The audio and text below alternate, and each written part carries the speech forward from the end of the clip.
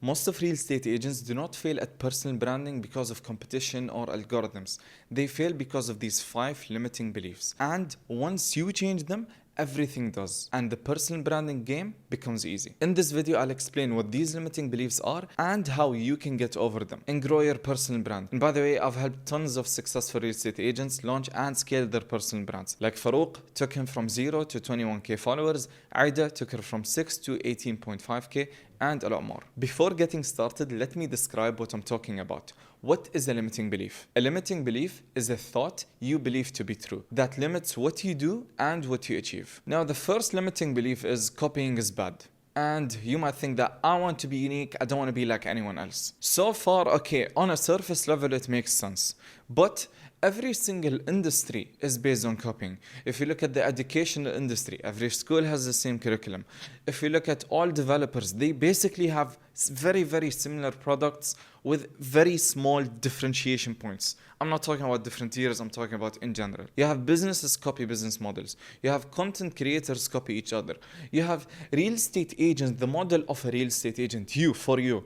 Once you join, they told you to do a set of activities or a set of things in a certain order to become successful, and you did it, and then you became successful. You have to do X amount of calls, X amount of follow-ups, X amount of booked meetings, and then you would close the deal. Everyone's just following the same exact model. And if copying did not exist, success would just be far harder. And let me explain something. By copying, I do not mean a replica. I'm not saying go find someone and copy their entire identity by 100%, because once you do that, then you will not look good and nobody would actually think that you have your own identity. You would just be following someone else. By copying, I mean taking an inspiration from someone, taking one variable that they do really well. And by one variable, I mean maybe their editing style, maybe their scripting style, maybe how they speak, maybe the production set, whatever it may be. Any variable you might think of, even if it's how they dress, their fashion. You can take one variable and mix it with another set of variables that you think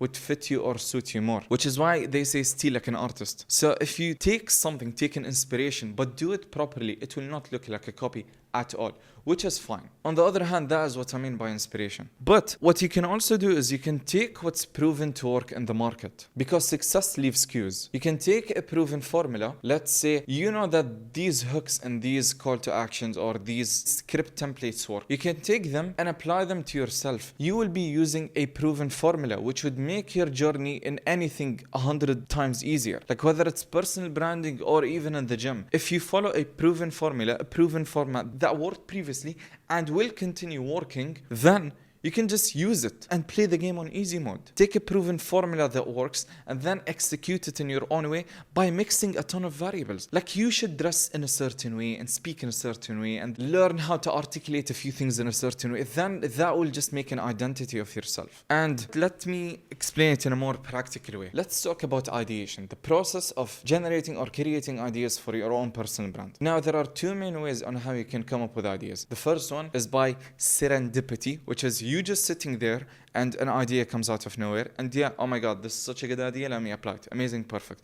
Now let's talk about the second type, which is what we mostly use. It's via researching the market, opening Instagram, going to the search page, typing in your niche, and then finding what's working, and then using that format and applying it to your own brand. So basically personalizing the content. For the second type, you will be taking other people's ideas, or you will be taking their proven formats that worked, but you will apply them to yourself and personalize them to yourself. You can change the set, you can change the editing, you can change how you speak, you can change the hook, you can change the structure of the script, you can change the entire script itself, but it's a still proven format. You can use it. It is fine. So you do not copy words, you copy what is working and then adapt it to your own brand. Now, I have a question for you. Since you want to be unique, why is every single real estate agent selling MR? Isn't everyone selling the same product? Isn't everyone selling the same payment plan? Isn't everyone selling the same end outcome? Whether it is ROI or capital appreciation or this is a great community to live in or whatever it may be. Everyone is selling the same thing. But everyone just does it a bit differently. There is a small difference between everyone and everyone else. What changes is not the product. What changes is how you sell it. And how you sell it is also like how everyone sells it. But there is a small thing that that you do differently than everyone else. And the same thing applies on personal branding. You need to find your unique selling point, then you're no longer a copy and you have your own brand. And to end this limiting belief, I have a quote. To build a truly unique brand, you have to be truly unique yourself. What I mean by that, let's look at the truly unique brands. Last year in 2025, 2 truly unique brands rose. The first one is Camille, and I helped him launch and scale his personal brand. The second one is Jake District. Now Camille, what made his brand truly unique, and everyone was sending his account to me as an inspiration, is that Camille has a truly unique background. Camille was a minister of investment. He was minister of entrepreneurship. He was a CEO of an investment group for 10 years. So his background made him way too overqualified to be a real estate agent. So that made him truly unique himself. And all of his thoughts were also unique. So we just applied it to content. So his brand became truly unique. So if you're just another real estate agent who has 2 years experience and you're in your early 20s, you have some work to do before building a truly unique brand. You can build a good brand, but it will not be so far off of what we're used to. And I think that is fine.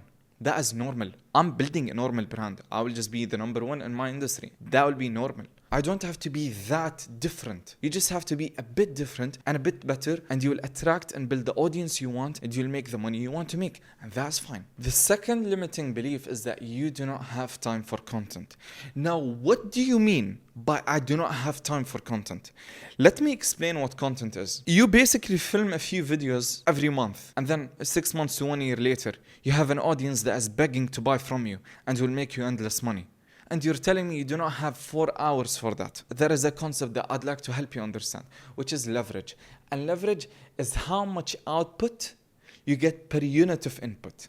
So if you call, let's say, I'll give you an activity. If you call for 1 hour, for 1 hour only, what is the output you get? But let's say you create content for 1 hour. What is the output you get? Let's put it in a more realistic case. Let's say you call for 3 hours every month, only 3 hours. And let's say you create content for 3 hours every month. Across 6 months, when it comes to cold calling, you will have absolutely nothing. If you're lucky, you might get a client or two. But if you create content for 3 hours every month, you might end up with 15 to 20 videos. Across 6 months, you might have 1,000 followers, 2,000 followers, 3,000 followers, maybe more, and tons of qualified leads. And your sales cycles will be shorter, and you'll have more credibility in the market. For the same 3 hours that you were cold calling for, now you have a 100x better output. And that is called leverage. And in your job, you want to make money. And for everyone who wants to make as much money as possible, what you have to do is you have to find the activities in your business that are of the highest leverage.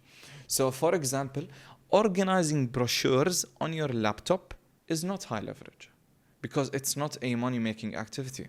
But let's say going to the client in a closing meeting is a high leverage activity because by the end of this meeting, you might make 50K, 100K, or even 200K, right? If you're selling a high-ticket product, which I assume you are. And doing content, which is only for 3 hours, might yield you the highest output out of all of these. Because you might create a video for 1 hour and 10,000 people watch it. Let's say you're an investment advisor. These are the top 3 investment tips for investors in the UK. Let's say 10,000 people watch it, of which are 50 investors. You're set for life. And I'm not saying this happens. Obviously, results may vary and nothing is guaranteed and you never know. But what I'm saying is, if you have the potential to achieve this output, you cannot not make it a priority, because when you say I do not have time for it, you're basically deprioritizing it. But no, it is important and it has to be up there. And it is more priority than anything else. If you look at the people at the highest level, they all have time for content. Like, I'll mention 4 people. So let's say Farouk, he is posting consistently on all of his platforms. Let's say Fabrizia, same thing. Let's say Faraz Al-Msaadi, same thing. Let's say Realtor on Harley, same thing. If these people have time for content and they have investors that at any time will buy any bulk deal from them, how do you not have content? If you are up there with them, if they're doing it, you should also be doing it, because they are gaining an insane edge in the market just by having this much brand awareness and you don't. So might as well just do it. It will yield you a far higher output than anything else you're currently doing. The third limiting belief is, I only post professional content. Well, you are not running a school for real estate agents. You are trying to grow your personal brand on social media. People open social media for entertainment. Who the hell said they open it to get educated? Yes, even though everyone opens it for entertainment and to kill time and for time to pass, but everyone still gets updates on social media. They get information on social media. They get educated to some degree, but it is not the main reason they open it. And therefore, the videos should be optimized for social media. Because if people watch your videos, Instagram will push it more, or social media in general will push it more. And there is one specific type of content that everyone doesn't like for some reason, which is trending and brain rot content. These two. Now, obviously, I did another video ranking every single type of real estate content and whether you should do it or not. You can watch the video at another time. But to give you a summary, these two types of videos, which is ping pong content and trending videos, they're required for top of funnel. They are required to generate a new audience. Every single video has its own purpose. Every single type of content has its own purpose, or format has its own purpose. You have, let's say, educational videos to nurture your audience. You have selling videos to convert your audience. You have these brain rot or ping pong videos or trending videos to attract new audiences.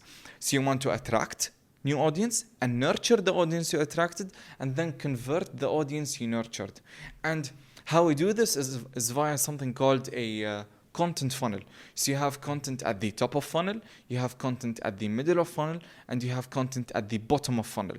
So that being said, you as a real estate agent, as someone whose main job is to educate people on why should they buy real estate, I understand that you like the second part, which is nurturing your audience and educating them. But please understand that you might start with no audience. And if you start with no audience, you want to attract an audience. Therefore, you want to create content or follow a content format that attracts new audience. Which is what? Which is basically ping pong, trending videos, or brain rot content. So long story short, you need top of funnel content to grow your account. You need also middle of funnel content to nurture the current audience and educate them. This is something good, but we have to use it the right way. Third, you need bottom of funnel content to sell. And on top of that, you need entertaining content for social media to push your account. The fourth limiting belief is, my problem is, insert any problem. Whatever problem you're facing, whether it's my problem is that I'm not confident on camera, my problem is that I don't want to do this type of content, my problem is that I am inconsistent. Whatever problem you have that is stopping you from growing your personal brand is not the problem itself. So let's zoom out and let me mention a quote that I came up with as well. And the quote is, if entrepreneurship is a problem-solving game, then the only problem you have to solve is yourself. And therefore, everything is attainable. Every problem you have in your business is a reflection of you. Let's say someone was disciplined in the gym. They would probably be disciplined with follow-ups. Let's say someone was very consistent with their meal plan or how they eat. They would definitely be very consistent with content. And how you do something is how you do everything. You might say that you are good doing a lot of things in one specific way. Like how you do something is how you do everything. So the only problem you have to solve is yourself, because personal problems bleed into business. And if you're an inconsistent person, you're gonna have inconsistent content. And if you're not consistent in your personal life, you will not have consistent content. And if you have lower confidence in your personal life, you're going to have weak presence in front of the camera. And if you have poor communication skills, then it will be hard to communicate your ideas on camera, and it will be hard for people to understand it or be attracted by it. So these are not content problems. These are personal problems or gaps in your personal life that need to be filled. And everyone faces them, whether your sales are at $1 billion a year or at $1 million a year. It doesn't matter. Everyone has these problems, and you should focus on solving them, because once they're solved, then there is nothing between you and building your brand. Like every roadblock is now solved, and it's all skills, and skills are learnable. So yeah, it's fine. You can just fix it. So long story short, you have no content problems. You have personal or skill problems that need to be solved, and then they will affect how you do everything. So let's say now your confidence is way better. It will help you sell more, build a better network, or create better content. So it's just a skill that you need to acquire, and then building your brand will become easier. Limiting belief number 5. I'm not good in front of camera. So we have two cases here. You're good at speaking or you're not good at speaking. Real estate agents in general, you're good at speaking. And if you're good at speaking but you're not in front of camera, that means that there is a new condition that you have to get adapted to. So it's a new condition, you're just not used to it, you're not used to the light being in front of your face. It's going to be difficult for the first 5 minutes, but then you're going to adapt to it. You're going to speak normally just like how you do it in person. Now on the other hand, we have people that are not good at speaking. Now let me tell you something. Performance on camera is one of the most, if not number one of the most important factors that affect the growth of your personal brand. If someone is not good on camera, how will they grow their personal brand? And if we think at the number one person, literally the number one person in this entire industry with the biggest personal brand in the real estate industry, who is it? It is Ryan Serhant. And we all know it. And what did Ryan do? Before real estate, he was an actor. So his acting skills, and acting is literally just performing in front of camera. You measure how good an actor is by how well they perform in front of camera. And also one of the measures of how good a brand is by how well you perform in front of camera. So you have to learn it. It's a skill and you can acquire it. Just like how you learned how to sell, just like how you learned how to walk, just like how you learned how to follow up, just like how you learned to do anything in your life. Speaking in front of the camera or just speaking or articulating your thoughts in a better way is a skill that needs to be learned. And the reason I say needs is because find me one person with weak communication skills that made it up there. I will bring the same 4 examples. Farouk Saeed is exceptional on camera. Faraz Msadi is exceptional on camera. Alicia is exceptional on camera. Realtor on Harley is exceptional on camera. I do not know someone who is up there in the successful real estate personal brand. I'm not saying only successful real estate agent, because you can be a successful real estate agent without being good on camera. That's fine. That's not required. I'm saying successful personal brand. Everyone who made it up there is good on camera. And they were not good in the beginning. If you scroll and look at their videos, they were very monotone. They spoke like they were reading off of something, because they were. But by the passage of time, you improve. And do not expect to be good in your first video. Your first video will always be bad. This is the rule. If you just follow this rule, it will be fine.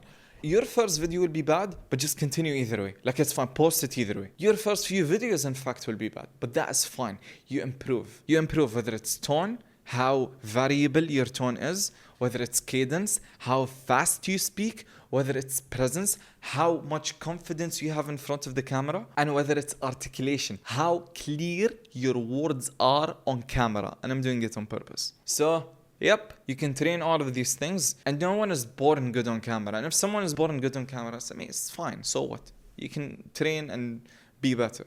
You can work on yourself and you can get better. It's okay. And these were all the 5 limiting beliefs. I can't copy people. No, you can't copy formats and successful frameworks, because success leaves cues. I don't have time for content. No, content is very high leverage, and you have to use leverage to grow very quickly in business. 3, I should post only professional content. No, you should drop your ego and do whatever is required to grow your personal brand. And no, I'm not talking about self-degradation. 4, you have a problem with content. No, all of your problems are with yourself. And once you solve them, then growing your brand will be easy. 5, I'm not good on camera. You're either good and you know it because you're not conditioned yet to the camera, or even if you're not good at speaking, get better. It's fine. You can train it. It's a skill, just like anything else. So that was it. And to wrap up, personal branding is just like any other aspect in your life. It's just a few limiting beliefs and a few roadblocks that you get over, and voila, you're successful and you make money. And that was it. See you in the next video. Bye.